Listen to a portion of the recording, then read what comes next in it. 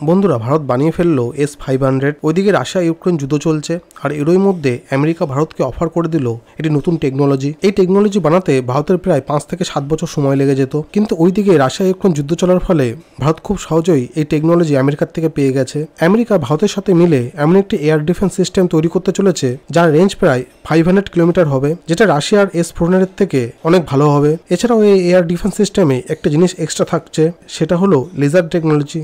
ভারত যেইভাবে BrahMos missile export করছে, এইভাবেই যদি ভারত ডিফেন্স ইকুইপমেন্ট এক্সপোর্ট করতে থাকে তাহলে আমেরিকার রাজত্ব শেষ হতে পারে। রিসেন্টলি আমেরিকা যেটা করেছে যে আমেরিকা ভারতের সাথে মিলে M-SORAD striker air defence system develop করতে চলেছে, যাকে আমরা short range air defence system বলে জানি। এই মেশিনে দুটো আলাদা আলাদা ধরনের মিসাইল ইনস্টল করা যেতে পারে। এছাড়াও 30mm ক্যাননের সাথে এখানে মেশিন গান ইনস্টল করা হয়, যার ফলে শত্রুর তরফ থেকে আসা যে কোনো ড্রোন, ফাইটার জেট, অনেক ধরনের হাতিয়ারের উপর নজর রাখতে পারে এই মেশিন। এছাড়াও এর ভেতরে একটি ব্লাস্টিক আর্মার দেওয়া হয়েছে, যেটা এর ভেতরে থাকা 4 জন ক্রু মেম্বারকে হেল্প করতে সাহায্য করবে। এছাড়াও এতে স্মোক গ্রেনেড লঞ্চার লাগানো হয়েছে, যার ম্যাক্সিমাম স্পিড 97 কিলোমিটার প্রতি ঘন্টা, যার রেঞ্জ প্রায় 500 কিলোমিটার। এর মধ্যে অফ রোড ক্যাপাবিলিটিস অনেক অ্যাডভান্স, খুব সহজে একে যে কোনো লোকেশনে চালানো যেতে পারে। এর রেঞ্জ প্রায় 500 কিলোমিটার হলেও ওইদিকে ভারতের কাছে থাকা রুশি S-400 এর রেঞ্জ 400 কিলোমিটার। এছাড়াও এর মধ্যে 25 কিলোওয়াটের লেজার গাইডেড সিস্টেম শত্রুর যে কোনো হাতিয়ারকে ধ্বংস করতে সক্ষম। এই ভেহিকেল পুরোটাই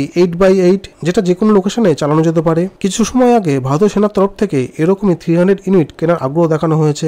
আমেরিকাও এতে ইন্টারেস্ট দেখিয়েছে। খুশির খবর এটা হলো যে এটি ইম্পোর্ট করা হবে না, এটিকে ভারতেই বানানো হবে। তো বন্ধুরা, ভারত কি এয়ার ডিফেন্স সিস্টেমে আত্মনির্ভর হতে পারবে? আপনাদের কি মতামত কমেন্ট বক্সে লিখে জানান। ভিডিওটি ভালো লাগলে লাইক, শেয়ার ও সাবস্ক্রাইব করবেন। জয় হিন্দ।